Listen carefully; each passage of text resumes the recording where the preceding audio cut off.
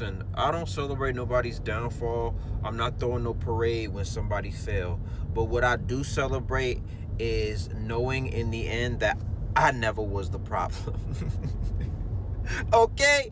Because people always trying to cut you off and act like, you was the problem when you never did anything to them. And the truth about the matter is that being around you was just forcing them to look inside the mirror. And because you wasn't down with doing certain things and down with getting your hands dirty in the filth that some people wanted to do, or because you wasn't compliant with their agenda that they decided that you was gonna do, and the decisions that they decided over your life and your time, because you didn't want to comply with them, they gave you the boot, they kicked you out.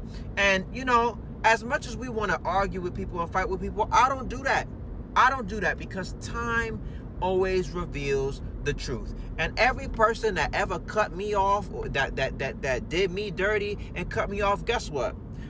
When I finally saw the results, it was that I always had the best judgment in the end. I always made the right decisions.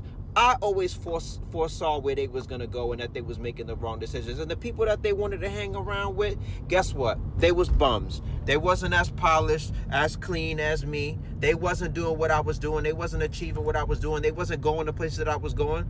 So you know what? They did me a favor by moving out of the way and helping me cut some dead weight that maybe I didn't have the courage to cut. If they would have kept, they would have been staying around me forever.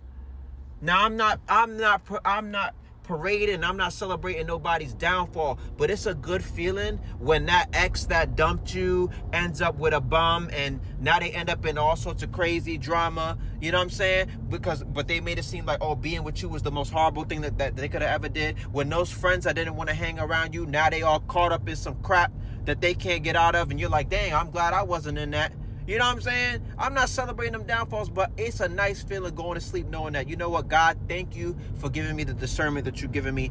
Thank you for giving me the guidance that you've given me. And thank you for surrounding me right now with good people who accept me for who I am and bring out the best in me.